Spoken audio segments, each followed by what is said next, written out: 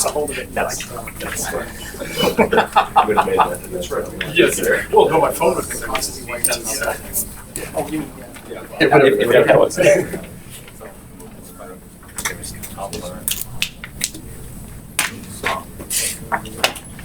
Okay, good morning, everyone.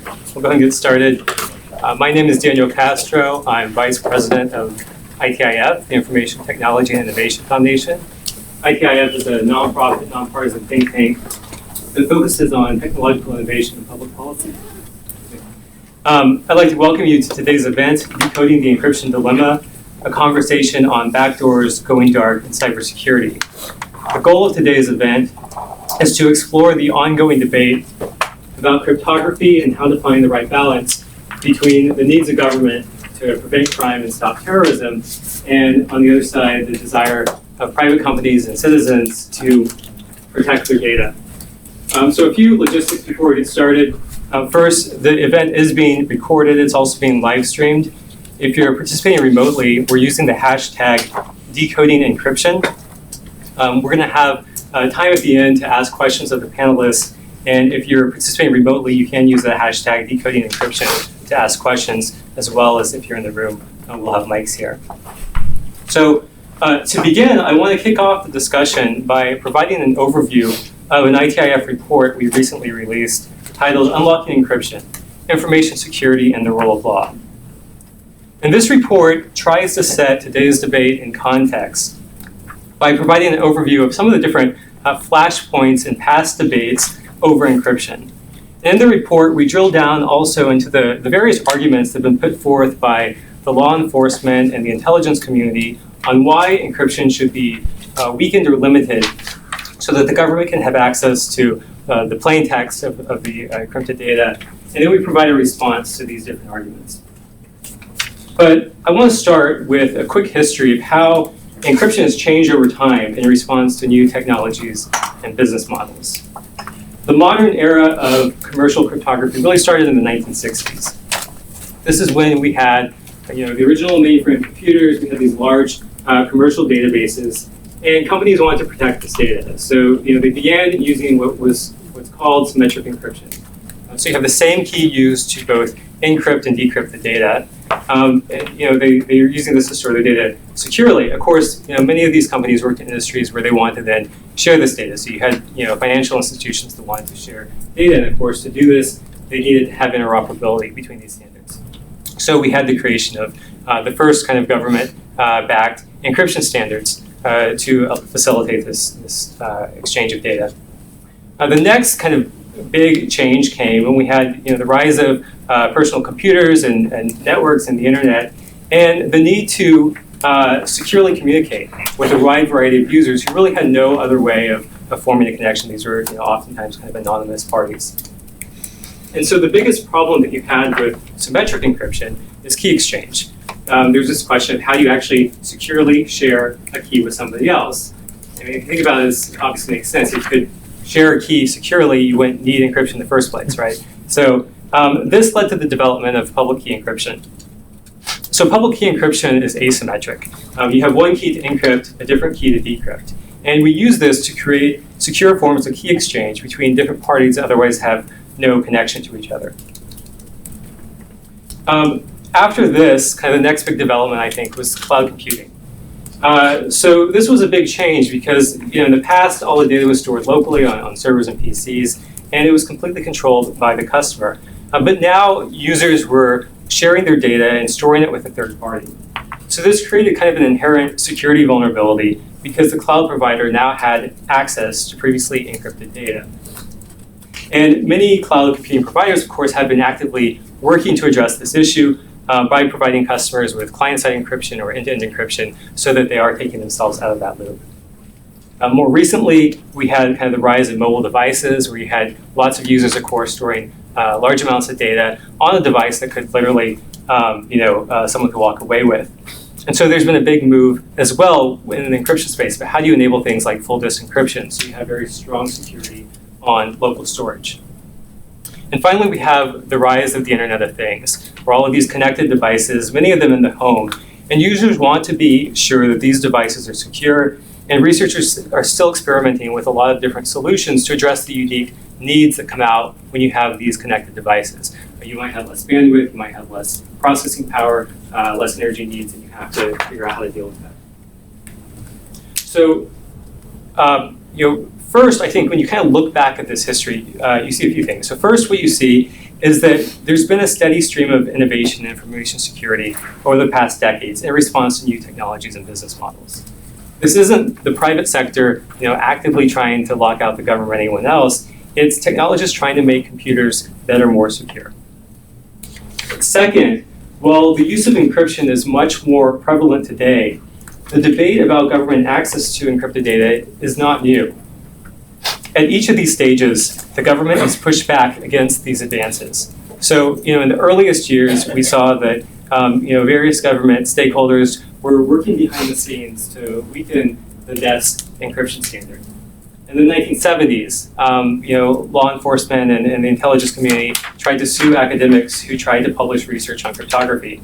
In the 90s, there was this big debate about the Clipper chip, which was about providing key escrow for secure voice communication. And there was a significant resistance in some quarters to liberalizing export restrictions on cryptography. And then we've seen, of course, the more recent objections to end-to-end encryption and full disk encryption. Third point here is that as far back as the 1960s, it was possible for a user to encrypt data in a way that the government could not get access to it because the user was the only one with the key. It's really only the recent move to cloud computing that broke this model for many users. And in an effort to repair this security weakness, companies are now being cast as, I think, doing something that's an affront to law enforcement. So I think we have to keep all of that kind of history in mind as we approach today's debate. So moving to the arguments that we're seeing today, there's really 5 arguments that law enforcement and the intelligence community make for why policymakers should weaken or limit encryption. So first, they say that companies should not offer technology that circumvents established legal processes and that provide warrant-proof encryption, because this interferes with law enforcement's long-standing ability to conduct lawful searches. And I'll just pause here and mention in the report, which is in the back, and it's also on our website, what we try and do with each of these arguments is really lay out in the words of the people that are making these arguments exactly what they're saying. Our goal is not to paint strawman arguments here, but really show the strength of both sides of where these arguments are. But what we argue in this report is that, while certainly the scale of encryption is much greater today, the phenomenon itself, the inability of law enforcement to access encrypted data when the user controls the key, is fundamentally not new. So the second argument that we hear is that without access to encrypted data, the government will be less able to stop or solve crime and terrorism. And so, this is true. Our report is not at all trying to deny the fact that the rise of pervasive encryption may have a negative impact on law enforcement. In fact, we readily acknowledge that it will likely make it more difficult to prevent and investigate crimes and terrorism. And these problems will be exacerbated if the government doesn't come up with new tools and techniques so they can function in an era of pervasive encryption. But what we say in the report is that unlocking encryption or encrypted data is the wrong solution because it's creating systemic vulnerabilities. And moreover, it's not the only way that you can actually investigate crime or prevent terrorism. So in addition, kind of regardless of what policies the United States puts in place, it can't actually stop terrorists or sophisticated criminals from encrypting data anyway. So, terrorists don't have to rely on the private sector to build tools to store and send data securely. They're already building their own tools, and we talk about a lot of the tools that are out there already. Moreover, the US doesn't have any kind of monopoly on this kind of talent.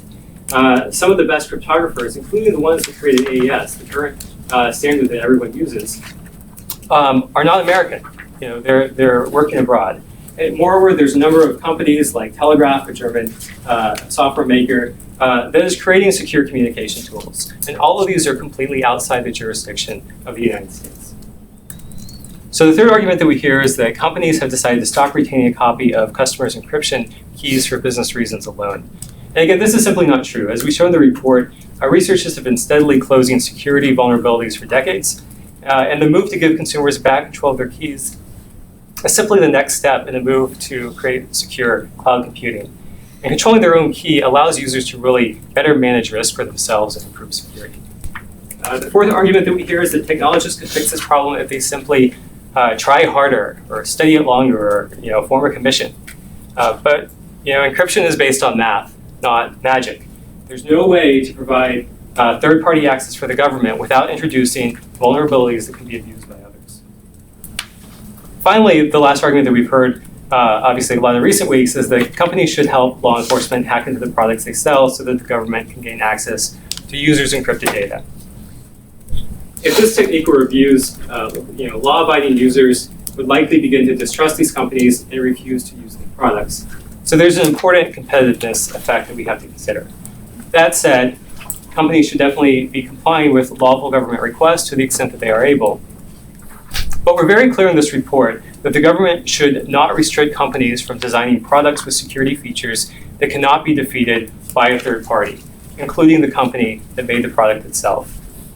The government, as we know, has a basic right to search, but it doesn't have a basic right to find. And that's an important distinction that we have to keep in mind. So in short here, we're concluding that the cost to consumers and businesses of a policy that would weaken or limit encryption would be misguided because they would have little impact on keeping the technology out of the hands of criminals and terrorists. It would reduce overall security for law-abiding citizens and businesses.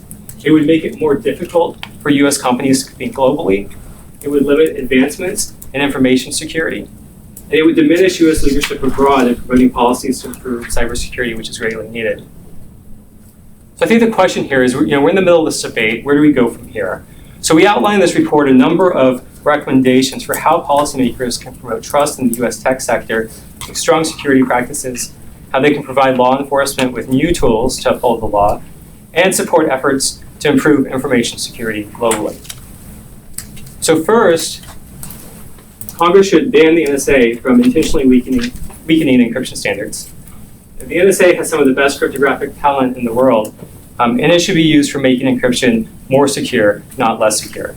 There's a definite lack of trust in this post-Snowden era after it was revealed that the NSA used its influence to weaken some of the government promoted standards. And so we need to draw a clear line in the sand and say, that can't be crossed in the future. Second, Congress should pass legislation to ban all government efforts to install backdoors into companies' products or services. In addition, the government shouldn't be allowed to require companies to facilitate government access by altering their designs. And since we see states making or thinking about making laws in this area, we should make sure that Congress preempts any state activity. Third, Congress should pass legislation requiring all federal agencies that discover security vulnerabilities in commercial or open source products and services to disclose them in a timely and responsible manner and work with the private sector to fix them. Again, this gets back to what's the role of government? Is it going to be about improving security or not? Fourth, Congress should examine whether US courts can better balance the interests of the individual and the state by allowing judges to hold suspects in contempt of court for failing to disclose their own encrypted data under certain limited circumstances. So this is an issue that we will hopefully talk about more on the panel, and we definitely get into more in the report. But basically, if you look back at kind of the history of this, keys were treated in two different ways.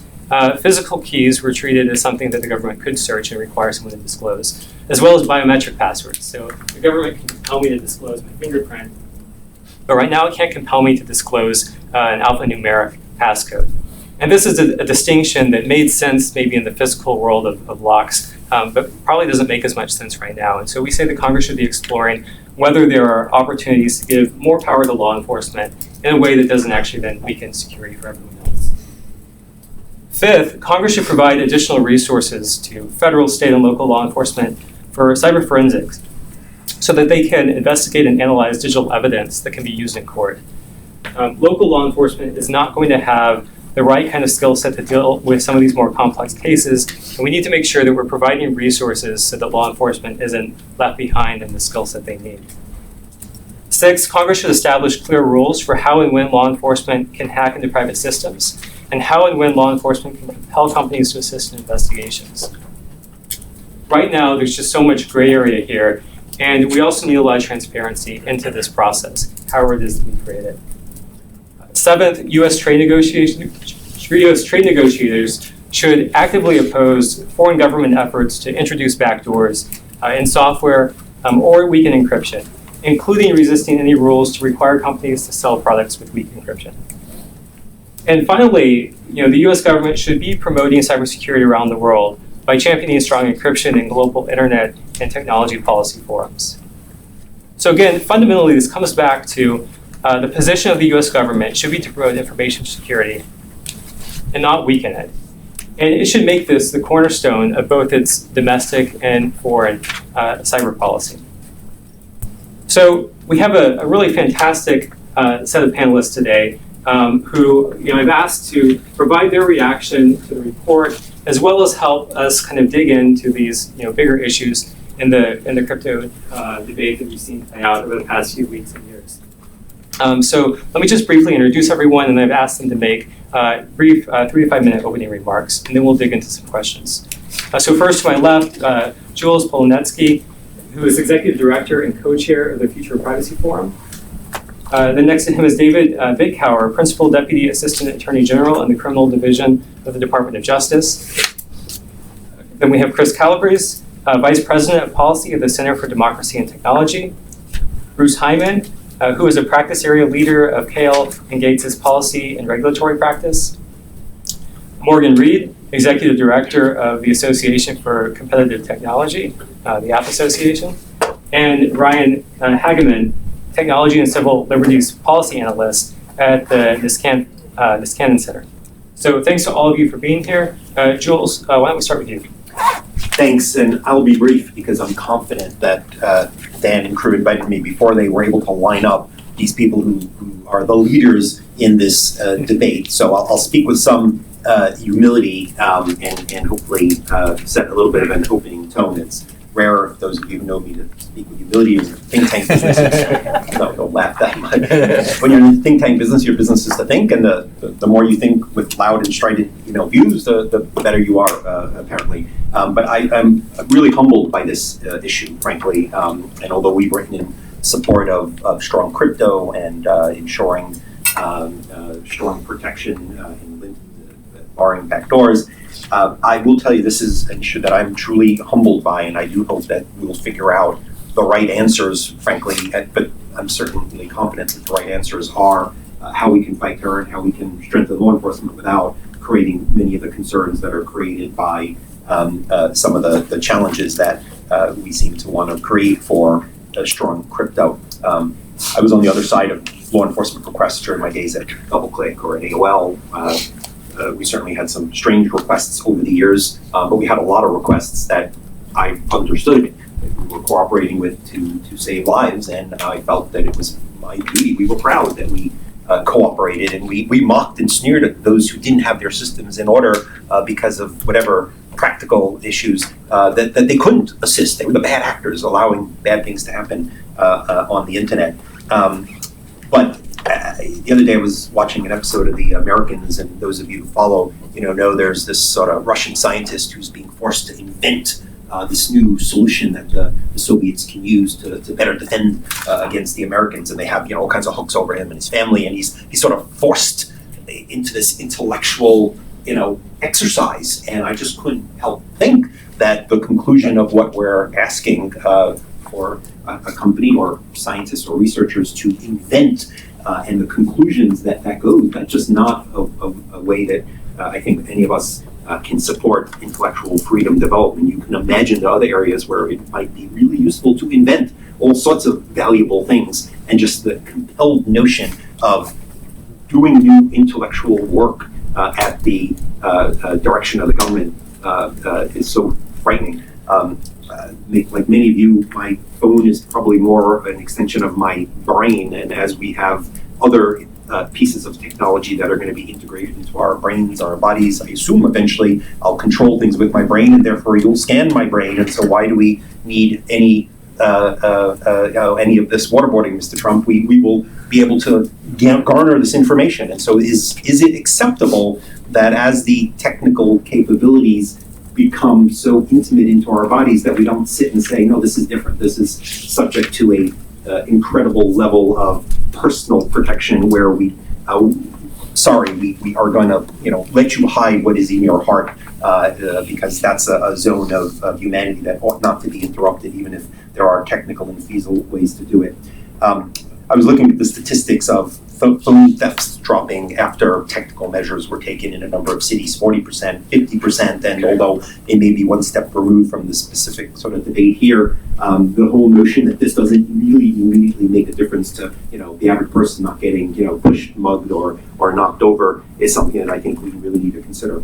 Leaving the crypto side for a second, the CNIL just recently took action against Facebook, and they said, you're allowing 6-character passwords, you must have longer passwords, and they have to be alphanumeric, and you have to have special characters. And I looked at it and I'm like, Lori Craner had just sent out an email, the FTC chief technologist, noting that our advice over the years of complex passwords was leaving people completely befuddled and unable to manage and change your passwords.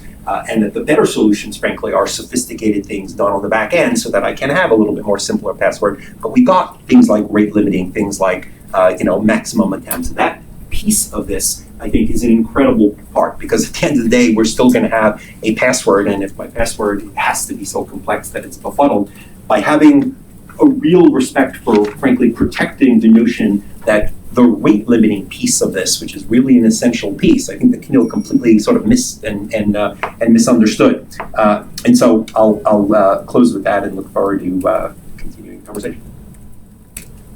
Thank you. David. Thank you, Daniel. Thanks to the ITIF for having me here. Thanks to Jules and the other panelists. I do look forward to an interesting discussion here, and I'm not sure which is worse after hearing Jules' remarks that is being compared to the 1980s KGB. Or getting spoilers for all of season 2 of The Americans. So to balance those two harms. And I think it's important to have different views here, and I appreciate the opportunity to be here to speak on behalf of DOJ on a panel of people who are experts in this field, but whose positions range from, I think, extremely opposed to the government's position to really extremely opposed to the government's position. And so I'll do my best. It's fair and balanced. Exactly right. Yeah. Exactly right.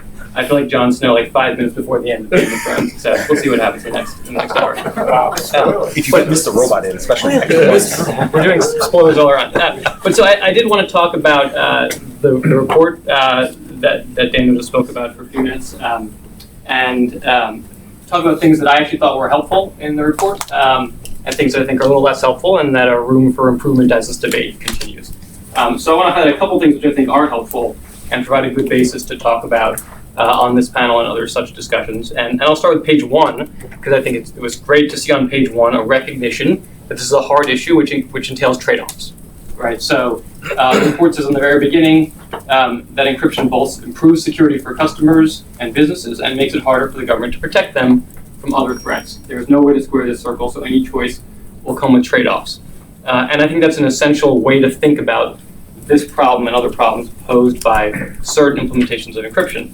I think sometimes in this debate you see assertions that there are no trade-offs to be made, that ever-increasing restrictions on the ability of the government to obtain evidence to fight crime or terrorism both enhance privacy but also enhance our physical security. I think we've seen some of that in discussions about dropping of phone thefts and the like, but there's a certain wishful thinking that we can have it every which way, and there is no trade-off to be had when you implement a certain type of encryption, or are there certain measures to protect data security. I think it's very important to recognize that there are trade-offs to be had, and that at the end of the day, those are public policy choices, and they ought to be made in a democratic society the way we make other public policy choices. They are not purely technological questions, and you can't always have your cake and eat it too. And I think the sort of obvious framework that one draws from page 1 of this report is the way to approach this problem is to look at the incremental benefits that come from certain implementations of encryption, particularly warrant-proof encryption, and to compare those to the incremental costs imposed on society as a whole, crime victims, and the rest of us, from those same implementations. We can't compare things that are not alike to things that are not alike. We have to compare things that are alike to things that are alike. That is to say, if we're going to look at the cost to society from crime, we shouldn't look at the cost from every crime. We should look at the cost from crimes that we'll be able to hopefully solve or prevent based on this type of access to evidence. And by the same token, if we look at the harms to data security, we can't look at all the harms from data security ever imaginable in any circumstance. We should look at the incremental harms from one implementation of encryption to another implementation of encryption. And I give the report credit for recognizing that on page 1. The second area I think is worth commending is the paper makes a very strong effort to define its terms, and in particular define the term backdoor.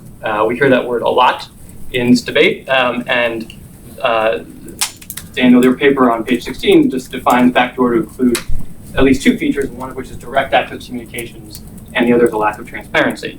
And I think it's clear that if you apply that definition, that is absolutely not what law enforcement has called for.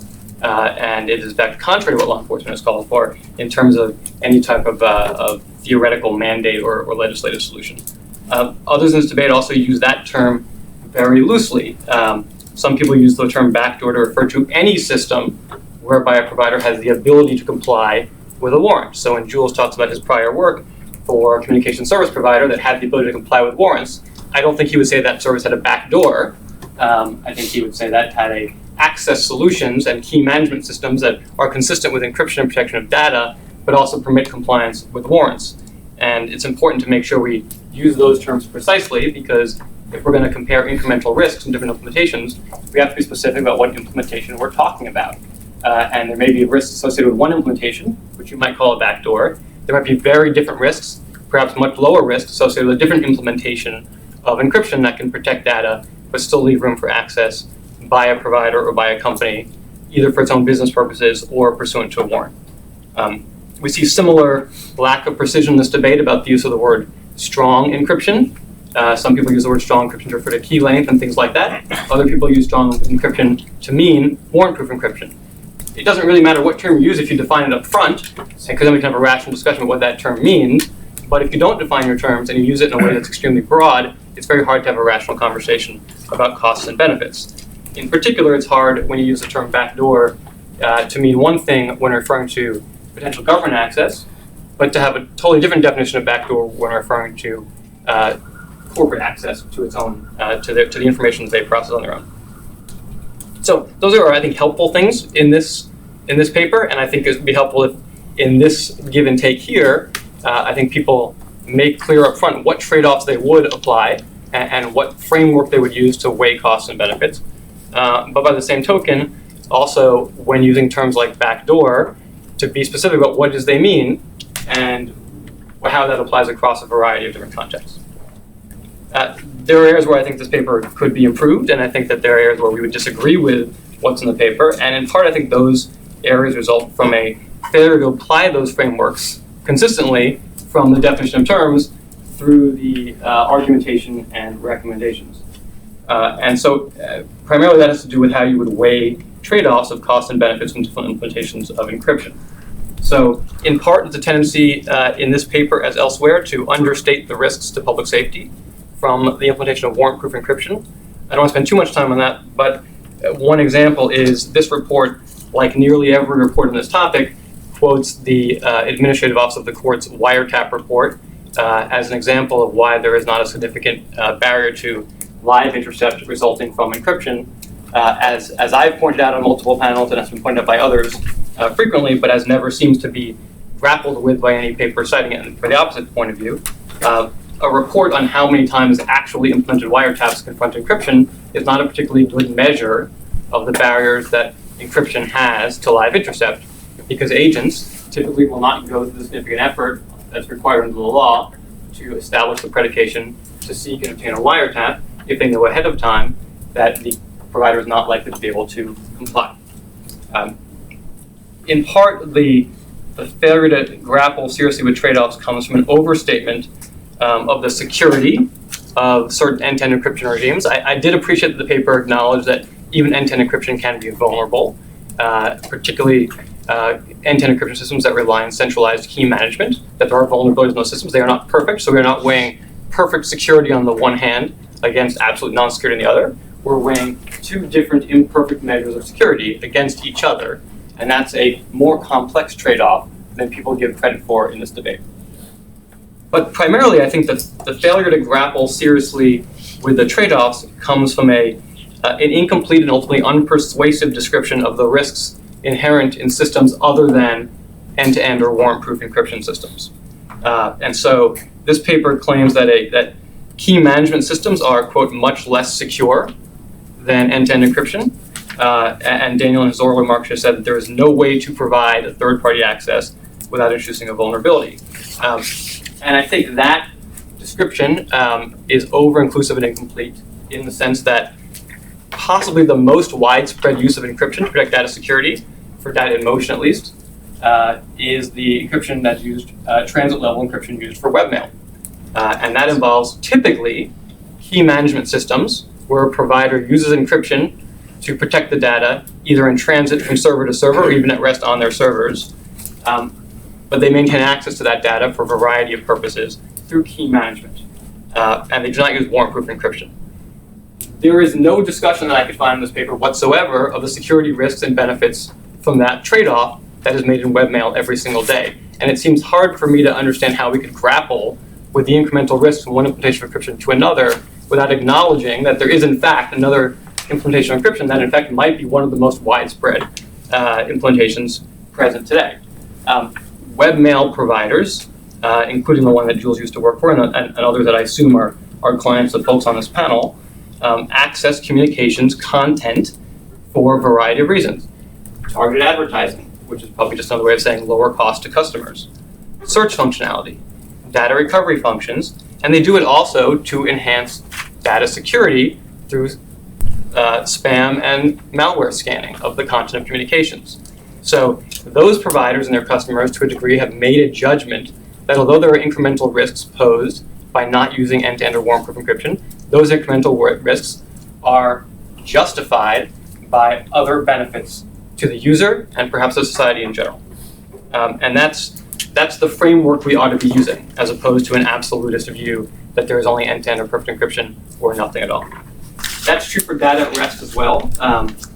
Many device manufacturers or cloud storage providers maintain provider accessible storage for a variety of reasons. So it may introduce a hypothetical vulnerability, but it may be outweighed by the benefits of data recovery, searchability, portability, all of the reasons why people in this room put things in the cloud even though it is theoretically accessible by their provider. And frankly, it's difficult to imagine a business scenario where a large business that maintains cloud storage or provides email or communications functionality to its employees that does not maintain access at some level to the information being used by their employees. Businesses simply do not give their employees sole control over access to their proprietary information. It is extremely rare. I'd be interested to hear of examples of it, but it's simply not the default that we use. To the contrary, businesses that care a lot about data security, on the whole, have made the judgment that it is worth whatever incremental risk is posed by third-party access solutions to get the benefits that come with that third-party access solution. If your employee is hit by a bus, you don't want that to be the last copy of the research they were doing. If your employer disappears to a repressive country with your trade secrets, you probably want to know what was on their computer and have access to, and to their email accounts as well. And so even when you get to areas like outsourcing to a third-party cloud provider, I think people have made the judgment across a wide variety of contexts that third-party access, even third-party key management, is in fact justified by a variety of different benefits. We've talked about data recovery. We can talk about physical security of the keys. It may be easier for a provider to maintain physical security of your keys than for you to do so yourself. The expertise that comes with a professional security provider, the economies of scale that are present when providers manage key recovery, or the ability to do that threat scanning. And I'm just looking from I looked at a brochure last night from one cloud service, a very prominent cloud service provider, which referred to their feature of data loss prevention. Our data loss prevention service helps organizations identify, monitor, and protect sensitive information through deep content analysis.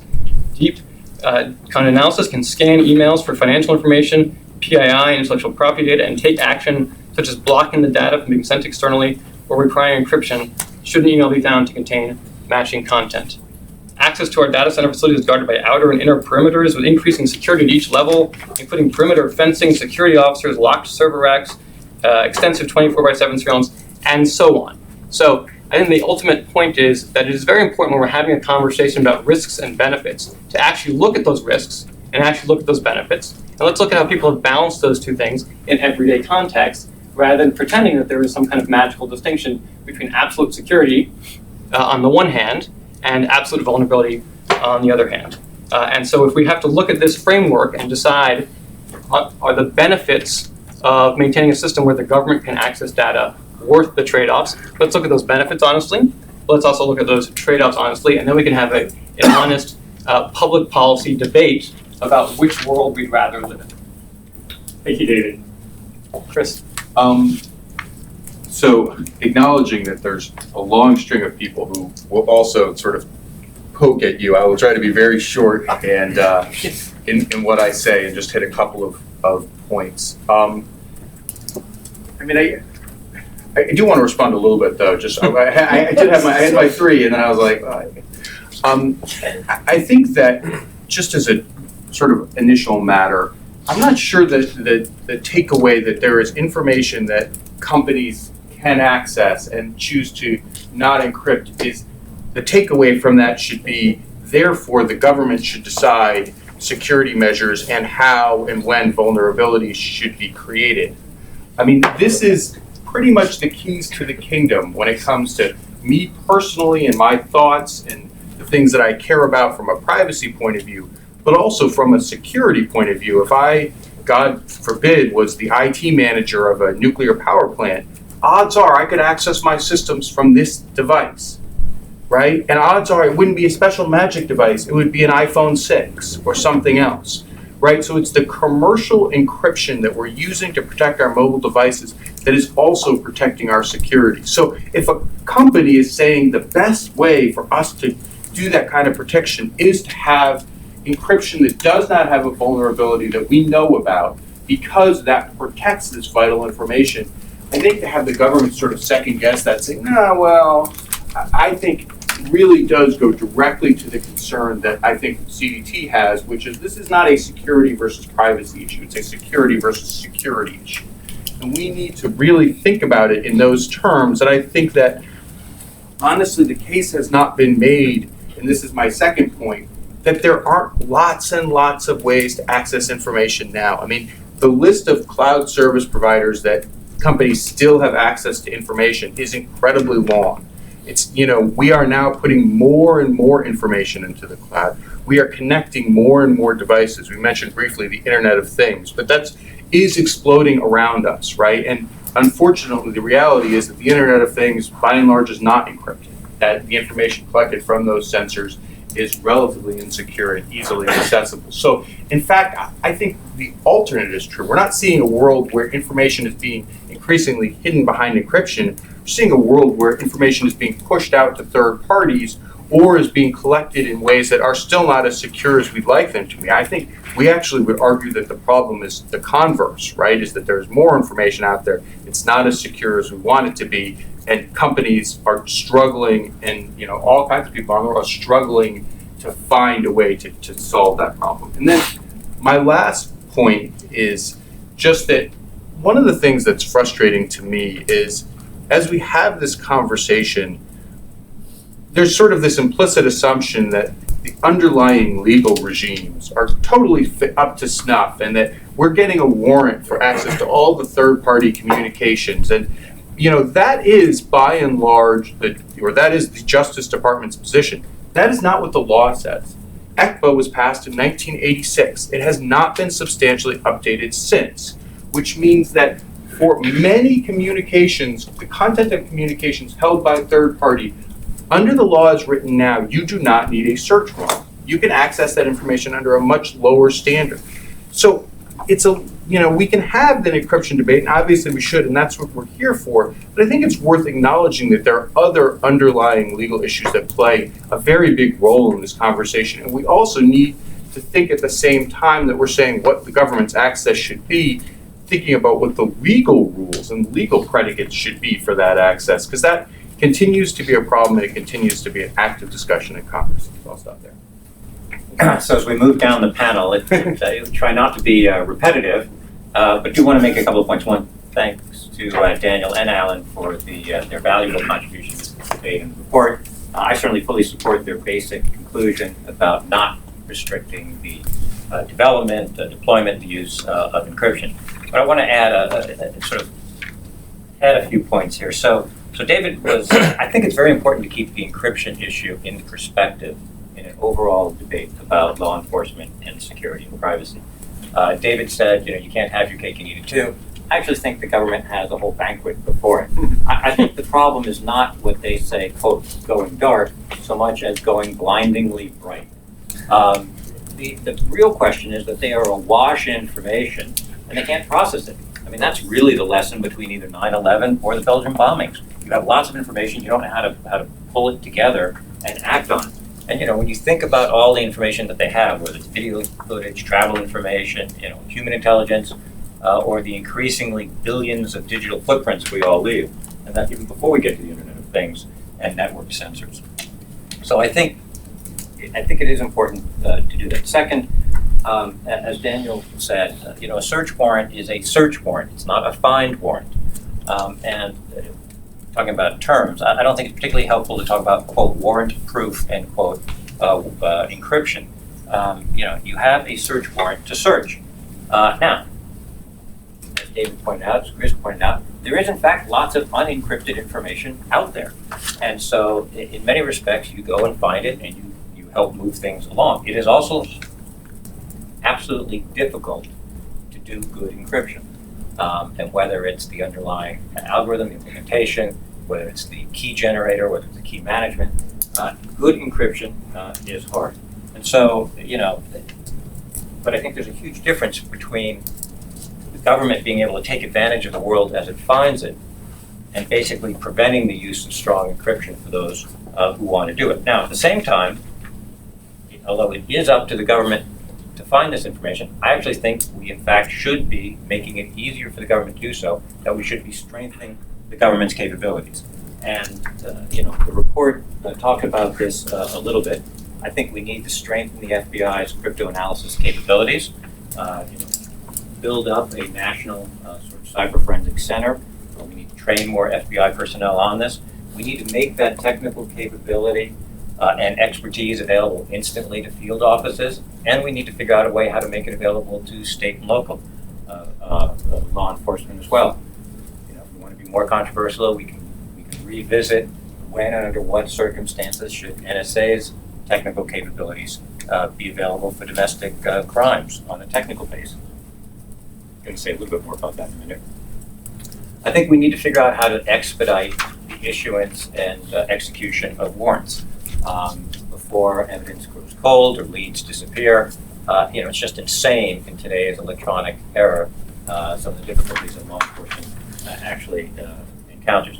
And I very much like the report's suggestion that we clarify the laws regarding when government can basically hack phones. So technologically, there's no problem. The government can capture your phone.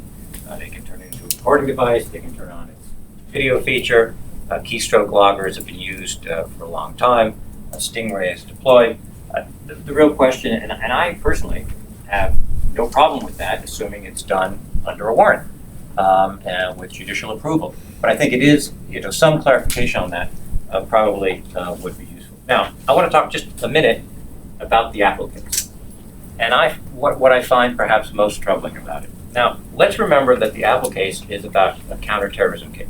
So in this situation, the FBI, in fact, has available the NSA's technical resources.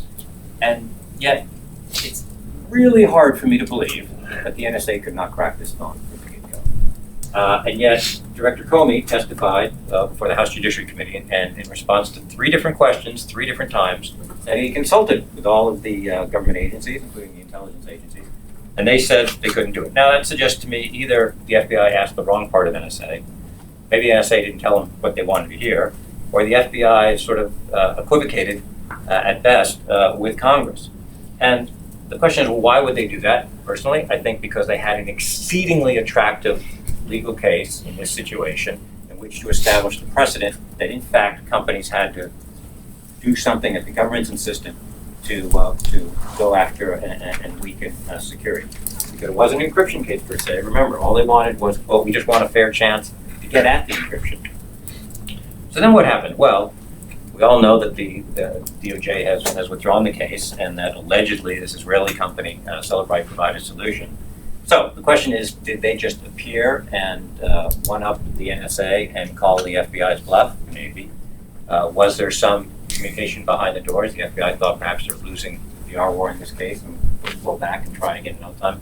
Maybe. I think there are a lot of questions here that really have not been answered. Well, first of all, again, thank you, Daniel and Alan. We were joking before the panel that the history lesson at the beginning of this paper is something that we ought to cut, paste wholesale, either into a book or up to Wikipedia or something, because it's a really a well articulated lesson on how we've gotten to this stage. And I want to keep a little bit with the flavor of commenting about the paper first before I join this. What was the progression here from opposed to extremely opposed? I want to say there's one thing that I think you brought up at the end of the paper that's really important for everyone to remember at the front end, and something you mentioned briefly in your comments, which is this is math. Right? There's this feeling out there that encryption is some kind of magic powder or fairy dust. It's math. And it turns out people other than Americans can do math. And so one of the problems with this lesson that we keep having and we hear from DOJ is, well, these trade-offs need to be done and imposed upon American companies in such and such a fashion. And it belies the truth that there are, 7 billion people in the world now, and more than just Americans are good at math, and more than just Americans are good at doing the kinds of math that allow for algorithmic developments in encryption. In fact, those of us who lived through both CALIA, but also the era of PGP, and the sense that 128-bit to 256-bit encryption was a munition. Remember the famous T-shirt that you could wear to get on an airplane that if you crossed a border would actually make you somebody guilty of transporting munitions. It turns out that the Indians and the Germans and the Israelis and several other countries were more than happy to build encryption modules that attached to U.S. companies' products to be sold overseas. Why? Because they could do math. And ultimately, we are once again revisiting that question, because the rules that David is talking about will not be imposed on companies outside of the United States. So these rules, these trade-offs, these restrictions are strictly for companies that are under the guise of U.S. law enforcement. The second thing that I think I'm concerned a little bit about is I feel as though Department of Justice's PR machine must have field tested the term warrant proof, because it keeps coming up, and yet that doesn't mean what you think it means. The warrant can be issued. In a sense, as you said, I thought Bruce said it best when he said that it's a warrant to search, not a warrant to find. And I think to myself, what other devices in our lives, in our daily lives, are also, quote, warrant proof? And what's one that likely results in more lost evidence than anything else? The flush toilet. And yet we all accept the flush, we all accept indoor plumbing in our houses, yet every day evidence is lost to law enforcement. It is warrant proof, it is gone, and yet we still have indoor plumbing. Shredders, fire results in lost information. So when we ask ourselves, well, what does warrant proof mean? It isn't warrant proof, Bruce is right. It is what is accessible. Additionally, I thought Bruce and the paper made a really good point about strengthening the FBI's ability to figure out how to break into things. Those of us who follow this space know that the NSA has probably broken a couple of key prime numbers that are used in something called Diffie-Hellman. Super nerdy element of this. They spend about $100 million a year to break a prime, and then they spend $100 million the next year to break another prime. And slowly but surely, the NSA is working through to allow for what amounts to passive breaking of encryption. The question is that are we giving the FBI and others enough resources to do similar types of activities?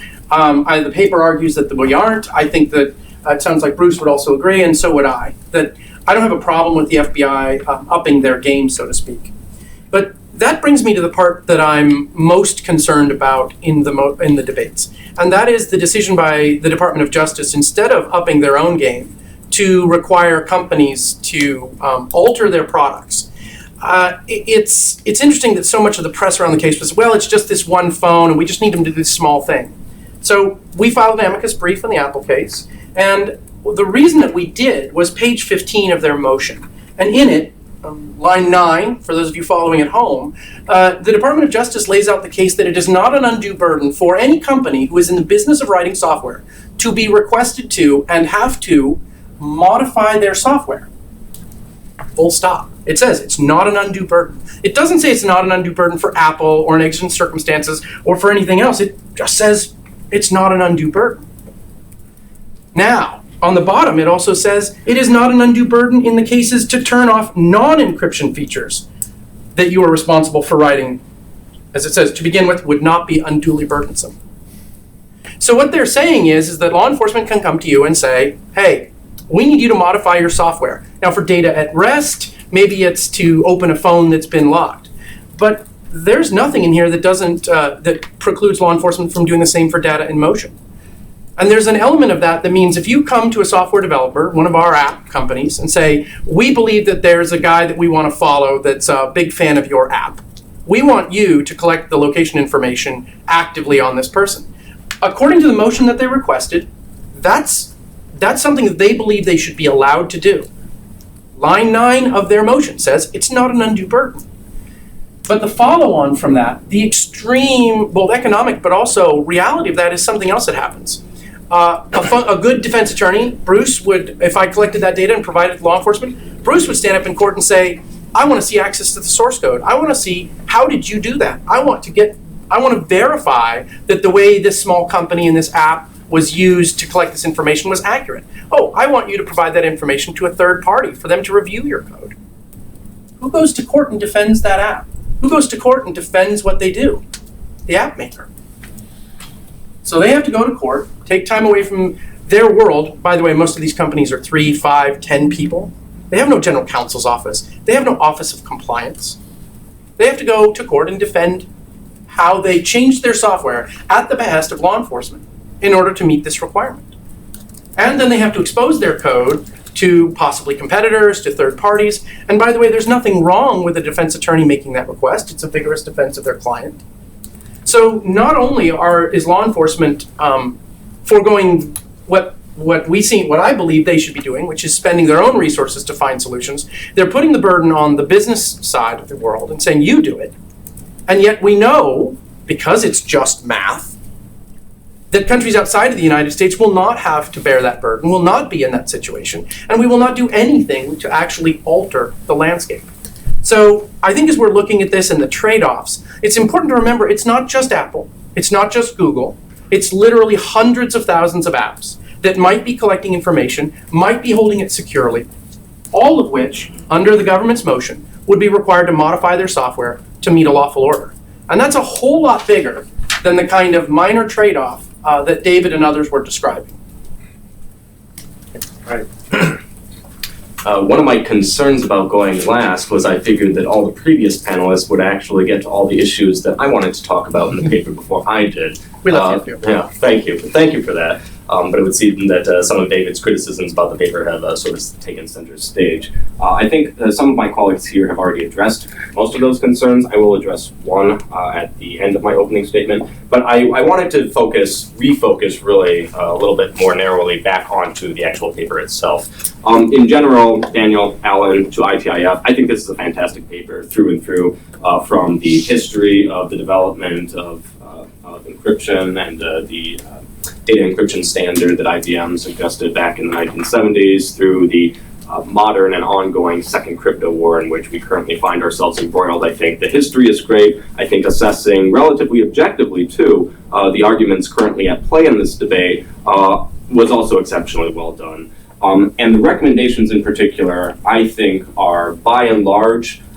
fantastic. I have a few quibbles with two of them, but I'll get to that in a second. I wanted to just make one general criticism of the paper, really the only one I have, and that is that I think even though there's a great deal of focus in the paper on innovation and the trust that is engendered in the online ecosystem as a result of the use and implementation of encryption protocols, I would have liked to have seen a little bit more of a focus on the economic benefits and costs associated with encryption. Now, of course, I'm going to be shamefully plugging myself here because I focus primarily on economic cost-benefit calculations. But the Niskanen Center actually released a paper attempting to quantify the total benefits that accrue to the American economy and individuals as a result of the use of encryption this past November. And Dan and Alan very lovingly cited us in the paper, which thank you very much. But I would have liked to see a little bit more discussion on that, because I think that's one of the dimensions of this debate that really hasn't had a whole lot of focus placed on it. We focus very much on the civil liberties implications of not even just breaking encryption, but weakening it. We focus a lot on the global implications of weakening encryption, and we focus on the human rights implications, not just in this country, but around the globe, of allowing state actors to have easier access to the otherwise private communications of individuals. That having been said, paper's great, I love it. In terms of recommendations, the first recommendation that we have in this paper, I think, is also another element of the broader encryption debate that hasn't really been focused on ever since Alan Grayson introduced an amendment to make this law back in 2014. And that's actually revoking the statutory mandate that the National Institute of Standards and Technology has to consult with the NSA on setting domestic encryption standards. In fact, in the wake of the dual EC kerfuffle that came to light after the Snowden revelations, in which it was very clear that the NSA had actually knowingly contributed to weak encryption standards that were then promulgated by NIST. NIST made it very clear that they simply did not have the resources or the attention that they could focus on this particular encryption standard because they were so reliant on the NSA for that information. That is troubling. I think a better approach would be to actually allocate and appropriate money for NIST to actually have its own independent team of cryptographers so that it does not have to consult with the NSA. Now that brings along a lot of troubles of its own because the NSA, I think most people will agree, has some of the preeminent hackers in the world. And let's be honest, if you're a really top of your field hacker and the NSA wants to recruit you and they're going to give you essentially carte blanche to engage in legal hacking sans any sort of pesky warrant requirements, you're probably going to want to do that because you're the type of person that likes to kind of treat systems and kind of poke around and see where the flaws are and how you can exploit them. Alternatively, if you get an offer from the National Institute of Standards and Technologies to do far less interesting work, I would argue, it's going to be far less attractive to you. So that's a hurdle that I think needs to be overcome in order to make this type of recommendation actualizable. That having been said, I think it's great that this paper mentions it because I haven't seen a whole lot of people discussing this ever since the Grayson Amendment failed. The second recommendation, that Congress should pass legislation similar to the Secure Data Act that essentially bans the government from installing backdoors. I absolutely agree. And part of that, I think, is we need to also refocus this debate at the federal level, which I think is a good reason for people to seriously consider supporting Representative Ted Lieu and Blake Farenthold's Encrypt Act, which would essentially use the Commerce Clause to federally preempt states from mandating the installation of backdoors or weakening security protocols. So, great, I agree. For the most part, I don't have a whole lot of beef with anything in the recommendation section. The only thing I'm a little tempestuous about is the recommendation that Congress ought to offer additional resources to state and local law enforcement for cyber forensics. The trouble that I think we're going to run into with this discussion is assessing how big of a problem it actually is for a place like middle of nowhere, Possum Trot, Arkansas's police force to actually have the type of cyber forensic skills that we would expect a larger locality like, say, Cook County or Manhattan to have. Perhaps these details can be worked out. I'm a little less enthused, I guess, about this particular approach. Of course, I have no alternative on hand to offer, and so I think it's worth considering, but I think we need to tread very lightly and very carefully when we start to discuss appropriating funds for local and municipal law enforcement that would mimic a lot of the types of functionalities we'd like to see the FBI beef up. The other thing I wanted to mention in the recommendation section is the section that advocates for establishing clear rules for government hacking. This is another issue at play in this debate that isn't really getting a whole lot of attention. And while I'm not going to come out avowedly in support of any sort of lawful systems access or legal hacking regime, I do think that this is vitally important that we bring to the forefront in terms of the policy debate, because this right here could be potentially the solution that satisfies all parties involved. On the one hand, the FBI and federal law enforcement officers get their ability to access data in phones under a lawfully issued warrant and due process requirements, and privacy advocates get their share of the pie, and we get to keep strong encryption going. So I think it's worth having a conversation about this publicly and openly, kind of bringing all sides together to the table, all relevant stakeholders, and sort of talking through what a legal or a lawful systems access regime might look like, and how it is that we can move what the FBI has admittedly been doing in this space, which is very much an illegal gray area, bringing it more into the light and sort of bringing accountability and transparency and oversight to this process. So all that having been said, I'll just conclude by commenting on one thing that David said that I very strongly disagree with, and that is that this paper understates the risks to public security and public safety as a result of the implementation of encryption. If anything, I would argue the contrary, which is the FBI, in fact, seems to be overstating the risks to public safety and public security. In the U.S. federal courts issues an annual wiretap order every year, and in 2014, the last time I checked the available data, there were a total of 3,554 total wiretap orders issued by state and federal judges. In only 22 of those cases was encryption even encountered, and in only 4 of those cases was the encryption found to be unbreakable. Now, point one, a legal or lawful systems access regime could help us with those last 4 marginal cases. But point two, which is really the point I want to hammer home, if indeed this going dark, and I'm going to use that very, very broadly just to discuss that side of the contours of this debate, if this problem of going dark is indeed a problem of the magnitude that Director Comey and Ms. Hess and others have claimed it is, the available data, at least the data available to the public and that I have been able to find, does not confirm that statement. So if indeed Director Comey has information that suggests that the problem of again, I'm mixing my terms here, given that everyone else seems to have different interpretations as to what they mean, but warrant-proof communications, going dark, if this entire debate that law enforcement has essentially been stoking is indeed as big a problem as they claim it is, then I think we need to see, speaking as an economist, speaking as someone who's very focused on empirics and numbers, I think we need to see that data. Because until we see it, all I'm hearing is a lot of PR nonsense that isn't really getting to the heart of the debate at hand here, which is whether or not law enforcement has the tools it needs in the digital age to conduct investigations and see through the administration of justice. And so if they have that data, great, I'd love to see it. If not, well, then I think we need to start rethinking exactly where we all stand on this issue. Well, thanks to all of you for comments. What I'd like to do is have a number of questions. I want us to kind of dig into some of these issues. And, you know, as David noted, the panel is a little bit imbalanced, so I wanted to try and give, especially some extra time to make sure we kind of get all perspectives in here.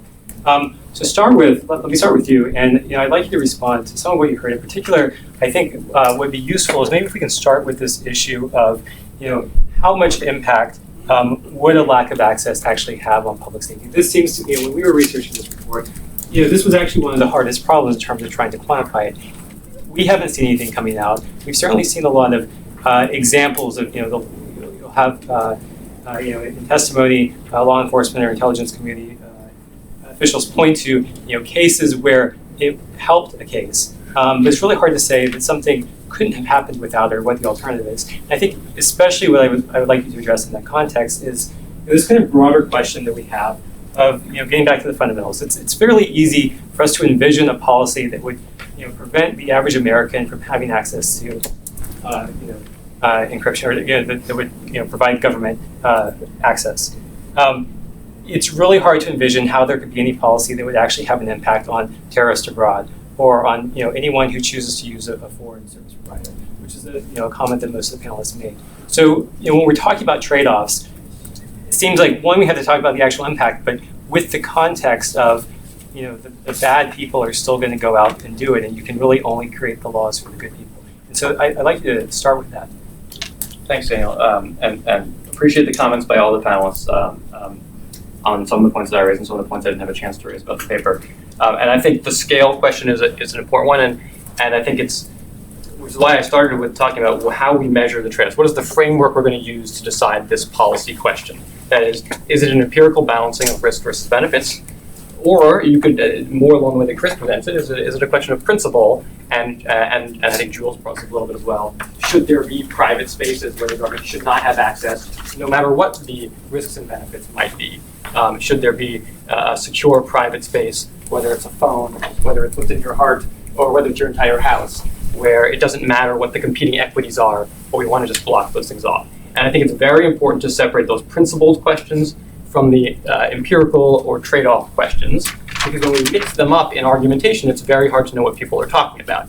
And it's very hard to decide what the right policy framework is when you shift from distinguishing a right to search and a right to find, but then later in the same sentence saying you actually have enough already and you don't need to find anything more. Those are very different arguments. Some of them are ones that are policy choices for a democratically governed society to make, and some of those are factual questions, either they're true or they're not true.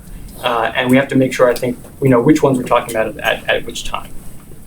In terms of the scale of law enforcement harm, I think it is absolutely correct that law enforcement needs to do a good job in articulating what that harm is. And I think it's important that we, in fact, do a better job than we have done in identifying the scale of that harm.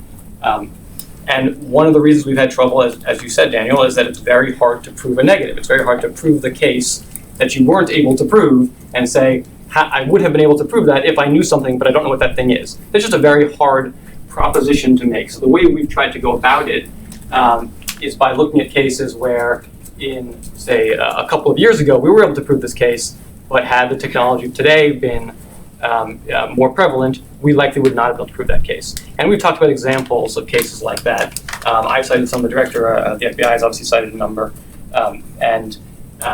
Those are ways of sort of envisioning what the scale of the problem might look like. One way to talk about it is the scale of communication services that market themselves as end-to-end in the sense that they cannot comply with warrants. So if you look back 4 or 5 years ago, I think the scale of communication with services like that was minimal or negligible. And today, you see literally tens of billions of communications every single day going across those services. And so when you look at the types of wiretaps we were able to do in the past, now there are tens of billions of communications every single day where we probably could not effectuate those wiretaps.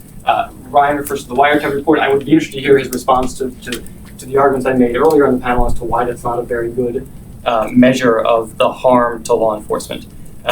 But when you look at examples of data and rest, it might be a little easier because there we know when we've gathered a phone and we can't open it, and you have definitely seen a number of examples come up where law enforcement possession of phones but can't get into it despite a neutral judge saying there is probable cause that there's evidence relevant to a crime on this phone, but we can't open it, and we've seen states and locals come forward with a scale that's probably many times larger than what the federal government will have as well. So I think those are valuable points, but I also think it's interesting that some of the panelists disagree, I think, with what the paper, the position the paper takes, which is that there is in fact a real disruption to the ability of law enforcement to access data. When you look at the impact, so a similar empirical question is, the claim would be, whatever you do domestically will have no effect on the ultimate law enforcement problem because criminals or terrorists will simply migrate to foreign products. To me, that's not a principled claim, that's an empirical claim. It's either true or it's not true. If it's not true, then it's not a very valuable argument if people stay using services that we can't access. If it is true, it's a more persuasive argument that unilateral American action won't be particularly effective. So how do you answer that question? Is it true that criminals and terrorists will always migrate from services that are accessible to law enforcement in principle to ones that are not accessible to law enforcement in principle? That's how I would abstract that question. And I think if we look historically, at least based on the commonly available evidence, it's not a persuasive argument that that happens. We've had wiretapping capabilities for over 50 years, and yet every day we are still doing wiretaps and gathering significant evidence from sophisticated criminals and sophisticated criminal networks who know, as a matter of fact, that phones are generally capable of being wiretapped, but nonetheless use them to facilitate crime because they are useful to facilitate crime. And they don't think they're going to get caught, or they think that the risk of getting caught is outweighed by the benefits of the tool. So let's take that to the information services context. For many years, really up until the last couple of years, most American-made information services have, in principle, been accessible to law enforcement in the sense that if you serve a warrant on the provider, they could comply. That, in fact, is still the case with, as I've mentioned, most webmail and many enterprise solutions as well. Have we seen a massive flight from those services to foreign services or to even American services that are warrant-proof? I don't think the evidence bears that out. In fact, the massive growth in American dominance of the communications market took place largely in an era where, at least in principle, those services were accessible to law enforcement. You can look at the same sort of stats when it comes to data at rest. So we had a very sort of natural experiment in this a couple of years ago where one major manufacturer of smartphones announced that thenceforth they would make phones that they could not access. We now know that that's not exactly true, they couldn't access it, but at least they would not want to access and would try to avoid accessing. Whereas a competing mobile operating system maker has not been able to implement that same restriction on access by the provider or by law enforcement. So if your hypothesis is correct, Bruce, that people will then flee to the service that is warrant-proof and at the expense of services that are not warrant-proof, you would have expected to see, I think, arguably at least, some massive shift in people from one type of operations to the other. In fact, we did not see that. The data does not bear that out. If there is other data that industry has, that the industry would be the logical place to go for that, I think we would expect to see them putting that data forward. But in fact, I don't think it actually squares with what we've seen. I think people choose products and services for a wide variety of reasons. I think criminals and terrorists generally think they're not going to get caught. And so they choose services that are accessible, that are convenient, that are effective. And warrant-proof abilities may be one factor. I think certainly some criminal and terrorists will absolutely migrate to those systems, but others will not. And we've seen that in the wiretap context, we've seen it in the information service context, we've seen it over and over again. But again, that goes back to, are we talking about principles or empirics? If we're talking about empirics, make your argument, put forward data, let's talk about it. But we shouldn't just put forward a bumper sticker that says criminals will always go to warrant-proof systems, therefore anything you do in America is useless. The last point I would make, and I'll turn over to Chris, is I think it's also a mistake to think that the US is going to be the only actor in this space. And so I don't think we're looking forward to a world where only one country is affected through its law enforcement and national security functions by this type of implementation of encryption. I think it's likely that other countries are going to act as well. And the question is, how do those competing legal regimes work together? It's not a case where I think you're going to have just one country that's affected and one country taking action. You may see different types of action in different countries. But so again, when we're looking at the pluses and minuses and the costs and benefits, you can't sort of hold everything constant in one area and then look at the changes just in the other area. You have to actually look at the dynamic system. Just because my name was invoked. Yeah, just a second. Okay. No, I'll let you respond. I was just going to say what I want to do is, since we have a lot of people on the panel, what we're going to do is we're going to keep it to 2 disagreements to any one particular person. Whoever that person might be, I'm not pointing fingers, but and that way we can, because I do, one of the goals is really to have a dialogue on this, and so let's just. So, just really throw out 2 very quickly. One, we don't believe that the phone should never be accessible. I just want to be very clear that there's not like a principle that says that the government should never be able to look at your phone. We've never said that. What I think I am saying is that the phone is incredibly sensitive. It is perhaps one of the most private spaces that exists today and has really ever existed in American history in terms of the amount of information about us that it holds. Therefore, it deserves a commensurate high level of security. And we need really good arguments for why that security should be breached. And that leads me to my second argument, which is it's fine to say that there's a burden to create an empirical record for why we should have strong encryption. But I think it's worth noting that the people who are carrying the burden on encryption are working really hard to keep us secure. They are working really hard to make all these systems stronger and better. And so it seems to me that it's actually the law enforcement burden to carry why they should pull back from those security measures, why they should do less for security in order to do something, which honestly is not yet, to my mind, concrete. It is an articulation of a concern rather than a discrete. Phone operating system should have the following accessibility functions. And that's a concrete discussion that we could have. But right now we're sort of having a general discussion. So I would just leave it at those 2. Anyone else want to take this? I'll use my 2 disagreements. So you can have more than 2 green screens. I just don't want more than 2 people to. No. I guess that it's. I find it fascinating the comment about the well, we're being bumper sticker when you keep using the term warrant proof when in fact we know that's not in fact how the legal standard works. And a warrant is issued. The mere fact that you aren't able to break into it doesn't actually invalidate the issuance of a warrant. So warrant proof is one of the biggest bumper stickers terms I've heard because it doesn't fit the legal framework. Which I think brings up the other concern I had with kind of a mixing of things. You said, well, people use all these services like email and people are willing to share that and criminals use it as well. That's exactly right. You have access to all of this other information, but I think it's worth noting that U.S. law enforcement has in fact muddied those waters as well when data is outside of the United States. In the Ireland case, the United States is asking for a company who is storing data on a foreign citizen in a foreign country to provide that data. And as Chris said, and I want to echo Chris' strong sentiments, is what I'm not too concerned. I know we'll find some solutions hopefully out there, but we're now breaching the legal framework that we all exist under. ECPA reform needs to be done. We need cross-data border flow laws so we know how do I provide it. When U.S. law enforcement comes to a U.S. company and says, provide us data on a foreign national when the data is stored in a foreign country or it's data stored on a foreign national spread across multiple countries because we do something called data sharding, we need to know what the legal standard is. So this isn't warrant proof. We literally have no framework. In the case of ECPA, we have the Sixth Circuit, which says warrant standard, but we also know that that doesn't apply nationally. So it's awkward to say, well, you just need to comply with the law when we in fact don't know what the law is.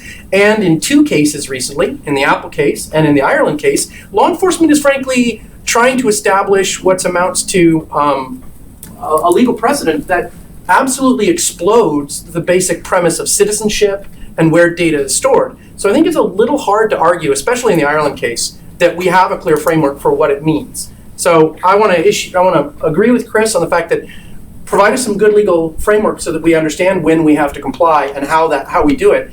And then I'll let Ryan talk about the economics aspect. One last little tweak on that is we have an MLAT process. We have a framework for doing cross-data border flows. We have a framework for doing it, and yet U.S. law enforcement says, it's too burdensome. Let's just give us the data. So please don't ask us to do something where our own laws are possibly contrary or confusing to what you're requesting. And those are 2 active cases that are currently ongoing. David, do you want to respond to that? If not, I have another. Yeah, but I don't want to spend just a panel about cross-border data flows because we could do that for hours. I testified for 2 hours in front of Congress on this very topic, and I'm happy to do it again. Not Congress, but to talk to you guys. I guess the first, just as a matter of fact, I'm not sure why you think it's a foreign citizen in the Microsoft case. I think you should take another look at the recent declarations because no company that I'm aware of in the United States segregates its data based on the nationality of the citizen. And so take another look at the declaration that Microsoft filed in that case if you think it's a foreign citizen necessarily. I think you should take. But are you saying you wouldn't file the case if it wasn't a? No, I'm just saying if you're going to pick a proposition about what the law is or should be, let's get the actual facts right and argue on that basis instead of. So it is a U.S. citizen. No, what I'm saying is right. I think the point still stands, yes. Which is it's not clear what we would do in that case. So again, that's a whole other topic, and I don't think it's. I think it's. One that could easily take us off the topic. I'm happy to talk about it in this or another forum, but I don't think we should probably spend the time we have to talk about encryption here. I will take up on the warrant-proof topic question and how to describe it, and that is, it doesn't actually matter, I think, what we call it. The reason we use the phrase warrant-proof, I think, is because the other descriptions are not satisfactory to describe the type of thing that concerns us. So to use more words than warrant-proof that wouldn't fit on a bumper sticker, the type of limitations that concern us are the type where a provider, when served with a warrant, cannot comply. Okay, so however you want to call that doesn't really matter as long as you're consistent with the terminology across the limitations. I wouldn't call that a backdoor. I think we haven't heard much use of the word backdoor on this panel, so perhaps that means you guys agree with me, which would be great. That would be a great advance in this debate. If we didn't call that backdoor. That's not we didn't call it backdoor. Yes, I think if we can move this debate past backdoors or not backdoors and toward situations where providers can comply when served with valid That's process, different. that would be It's not the whole helpful. debate, just your point on warrant. Can I ask, on that point, I mean, so, we've been debating encryption. So another way of securing information historically is steganography. So it's the equivalent of, lock something in a safe, you hid it in your backyard, and or you'd have these images, and you'd have tiny small writing embedded in the image. So on a technical level, this is actually very different. It's just well hidden. It is not warrant-proof encryption. You can certainly get a warrant to do it, but to your other new definition, David, something that a provider could necessarily turn over, it would fit that. So this is moving away from this empirical to the kind of philosophical question. But I'd be curious for your reaction to that. Should there be any kind of restrictions on how well people can hide their data? So let me also just try to abstract that a little bit and come back to the history point that you made and that a number of the other panelists made. That is to look at this debate as sort of phase 2 of the crypto wars or a replay of some arguments we've had before. That's obviously one way to describe it. I think another way to describe it is when you look at the effects of free market forces on how people use technology and the effects that technology has on other people and the trade-offs that creates, is there a role for certain responsible government regulation on the forces of the free market, right? And I understand why, if you're representing the market or the industry, your answer would be no. What is good for industry is good for America. But then I also understand from the perspective of the citizen that there is a role for regulation to prevent externalities that can create market forces on the citizenry as a whole. And so rather than look at the history of the crypto wars, you might say, let's look at the history of other industries that have in the past imposed externalities on other citizens, and is there appropriate regulation to be had of how those industries act? I think framed that way, most people, at least most Americans, would agree that there is some role for regulation when uses of technology negatively impact other citizens. And that's, to a degree, what we are seeing here. That's a philosophical point rather than an empirical point, but I think it's one that just frames the way we look at these questions as a whole. Should the market decide who can use what technology, when, and how, or is there a role to say, it turns out that this use of technology actually has an outsized impact on a certain other class of people, and we should take a look at what restrictions are possible. Certainly, in other contexts, I have no doubt that if we didn't regulate at all any other industry, that those industries could be more profitable, that they could have better access to overseas markets. But those aren't the decisions we make as a society. We have environmental regulations. We have child labor regulations. We have lots of regulations where we recognize that the unrestricted forces of the free market may be great. They may have produced wonderful innovations that we all share in, but by the same token, there's a role to think about empirically what externalities they cause, and is there a sensible way for government to respond? I think that does a tremendous disservice to those who oppose the government's position. To postulate that this is simply a matter of profits versus security really does a disservice. This is security versus security. And by weakening encryption, by what the government is asking for, you put at risk tremendous, both national security, America's technological leadership that DoD and everybody else relies on, as well as competitiveness of American industry. But to simply say it's profits versus security, I think just completely misstates the process. The government would do well to have a lot more encryption. Maybe if the government paid a little more attention itself to encrypting the data it had, you wouldn't have 23 million dossiers in Chinese hands right now. So can I just, I guess I'm not sure in what fashion they're disagreeing with me. I'm saying it's security versus security, not profits versus security. But and you're trying to say it's just profits versus security. Do you disagree though would you disagree with the principle that one could imagine technology that, although in the interest of a particular corporation to produce and market, might have negative effects on other people that outweigh the benefits, and therefore regulation would be appropriate? Do you disagree with that principle? I think you are dismissing the benefits. You're dismissing the security benefits of that same technology. To the contrary. That's what you're doing. To the contrary, I'm saying that there are trade-offs to be had. There are benefits and there are drawbacks, and the role of government and the role of a policy discussion with experts in the field is to identify the benefits, identify the drawbacks. The role is not to say on every single vector the answer points in favor of letting companies do what they want to do. And I'll go back to the first point I made, which is this needs to be seen in a broader context. And as I said, I've articulated several ways in which I think we should strengthen government's ability to go after the bad guys without, at the same time, weakening the fundamental encryption that protects the good guys. So we have a full room. I know some of you have questions. I want to spend the last few minutes here doing that. We'll do kind of a rapid round of quick questions, hopefully some quick responses. Yes.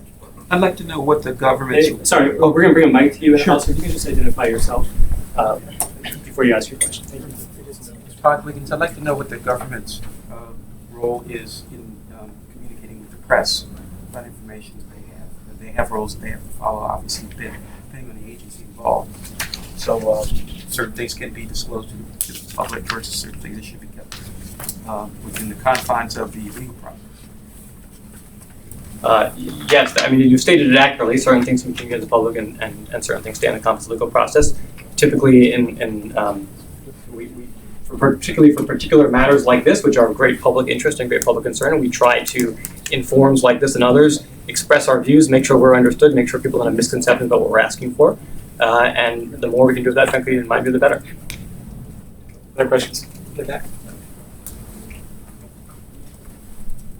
Yes, for David. I know we've been talking about larger questions, but in the Apple case, that there are some people who are saying the government should tell Apple exactly how they got into the phone because of a pledge to reveal vulnerabilities that might undermine security. Can you comment on that?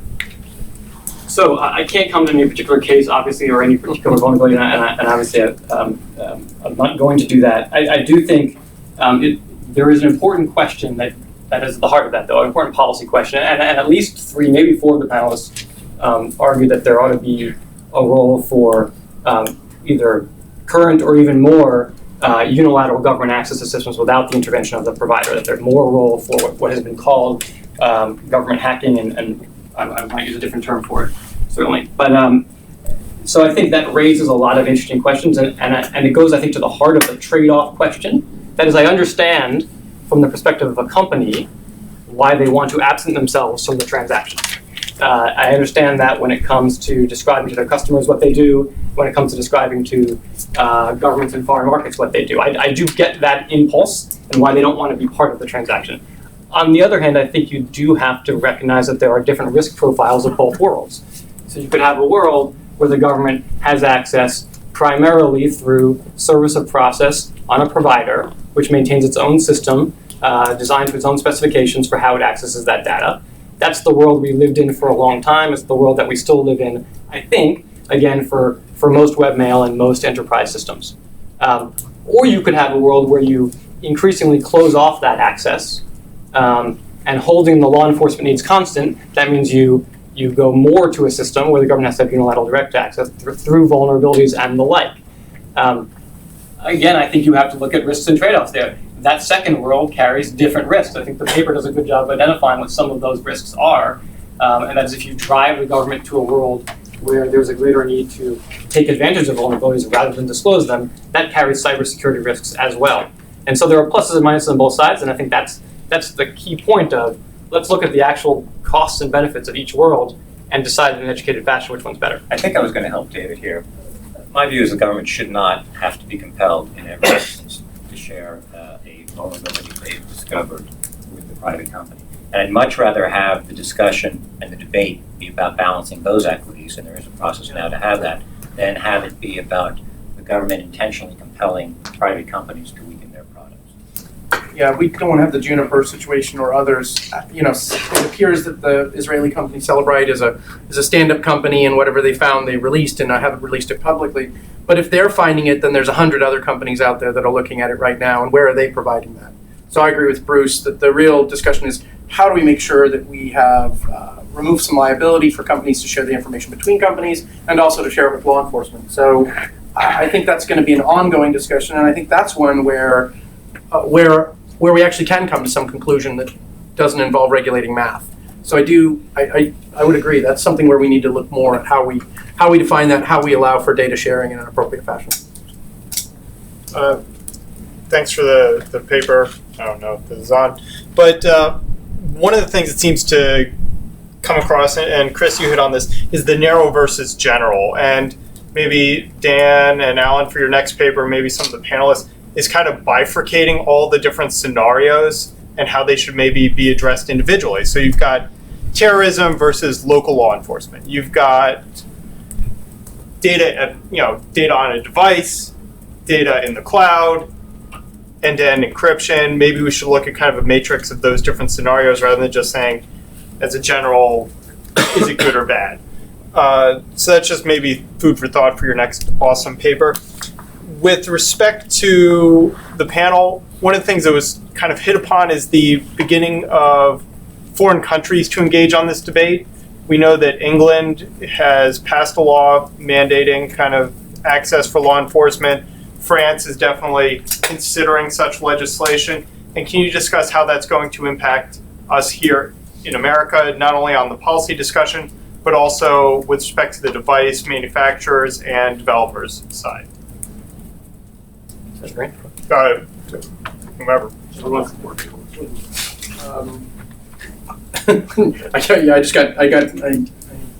I drew the straw. I don't know if it's short or long. I think that you raise a really good point, which is the United States position on this. And I think it's interesting that, we haven't used the term backdoor, and we've been careful about it. And in fact, it was Comey himself at a panel at Brookings who said, I don't want a backdoor, I want a front door. And it was at that event where, forgive me, because I know that Greg Noheim is probably watching this. I can't remember if it was Greg Noheim or Cam Carey who stood up and said, Director, that could have significant economic impact. And Comey's response to one of the two of them was, well, they're American companies, they should just take the economic hit. And I think what's interesting about that is that the point that you're raising, which is as these other countries do it, I think the question that we're going to find is what are the economic consequences of having multiple nations with multiple versions of what they require companies to do? And I think it's very important to remember that we saw with China with some standard settings that in a lot of instances these cases have the veneer of a law enforcement effort, but we also have to watch out for countries that are using it for competitive advantages. And so we've seen that in several places where you get a buy my country kind of thing, or they mandate a law enforcement implementation that would best be met by a local provider and squeezes out others. Because what we could run into is a UK law that actually violates the United States requirements on some of these things, or probably not the UK as a strong ally, but other countries may load up other laws that do the exact same thing. So in order to meet those laws, we have to violate US laws. Think about HIPAA and the requirements around NIST's requirements around encryption and data protection around HIPAA. If a foreign country were to say, well, we want access and a unique patient identifier and access to law enforcement for that information for all health information, a U.S. company is going to have to reconfigure their system. And by the way, I'm not throwing this at David at all. Our U.S. law enforcement is very careful about the handling of patient data and health records. So that's something that we've worked out. What do you do when another country uses it for competitive advantages? So you're right. A patchwork of multiple laws around the world is problematic. Let me say just this, we're going to be dealing with the challenges, obviously, and it's harder and harder for us to influence the human rights versus law enforcement balance around the world. But despite the criticisms over Snowden and NSA, we have a world-leading set of structures of oversight and transparency, as well as strong limits and oversight for law enforcement. We need to figure out the right balance here, and as much as we can make that something we stand by and influence the rest of the world, even though there are societies that are going to take a different path. And if we're able to support companies who are based here, and although they're global, at least have some argument in some broad way to ensure that the products that they're rolling out globally are as reflective of those Western democratic values, that's what we need to be doing here. So I really think this is this is going to be the first of many, many debates as we see many, many tools that make our life all sorts of fun, but also make it easier and easier for all sorts of criminals to misuse them. And what's the percentage of criminals that need to be doing what sort of bad thing with a particular tool for us to say, whoa, have limits on this, right? This was that was probably the early part of the crypto war debates back then, and whether it's going to be crypto or whether it's just going to be vanishing Snapchats or hidden messages or whatever the fun, cute new tool that also lets the bad guys do that. in countries around the world, you've got to build in things that let law enforcement stop your car and slow your car, right? As we deal with connected cars, is that what we want here? Where the local law enforcement should be able to get the abducted kid who's being zoomed away. Why is it just an Amber Alert? It ought to be the Amber turn your car off, right? I mean, we're going to be having this debate, and to the extent we're able to do it in a global, transparent way, hopefully we will be influencing the technical infrastructure of the world. Great. Well, I think that's a good place to end. I just want to make one final note, and that's when I was describing the kind of the history of the crypto debate. Our paper certainly gets into more depth on this, but I just want to be clear. Certainly in the government, while there has been those flashpoints, also has been a very valuable partner in working with the private sector and the academic community. And I don't want to overlook that. I didn't want my remarks to be cast as painting the government in a kind of boogeyman role. But I think what will be very important in this conversation and this debate that we're having is that we don't end up on these entrenched sides where it is kind of law enforcement versus the tech sector or researchers, and really how we can come back to that collaborative environment that we had before that was actually the very successful areas of development. I think that's something that we can all think about kind of going forward. So please join me in thanking our panelists.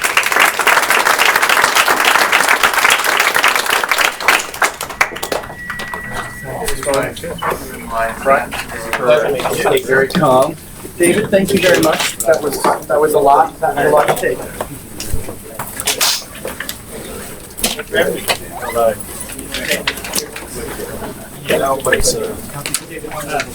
You get to your boss. Yesterday, so keep that in mind for your right. Thanks.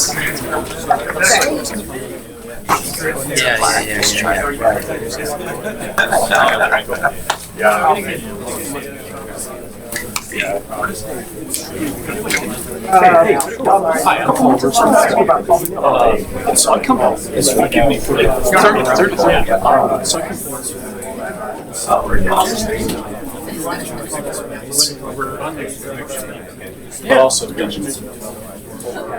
so you represent companies. Yeah, that's exactly right. You're a brave man. Thanks for coming. Thanks for coming out. I'm glad you liked our report. We don't have to do this now. But I also I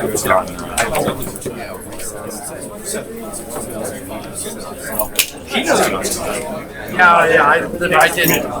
This back and forth was all broken up, and I was hoping to open up Shenzhen special economics. Yeah. Paul? Yes, actually, I'm going to drop you a note as soon as I walk. I realized I didn't preload. I'm looking at Great pleasure. Yes, I will call you as soon as we get back. I'm sorry if I didn't get your question. I didn't realize. Oh, okay. Legitimate question. Because I was like, I hope I'm new to that one. Jules? I haven't seen you in a long time. What's going on? Strangers?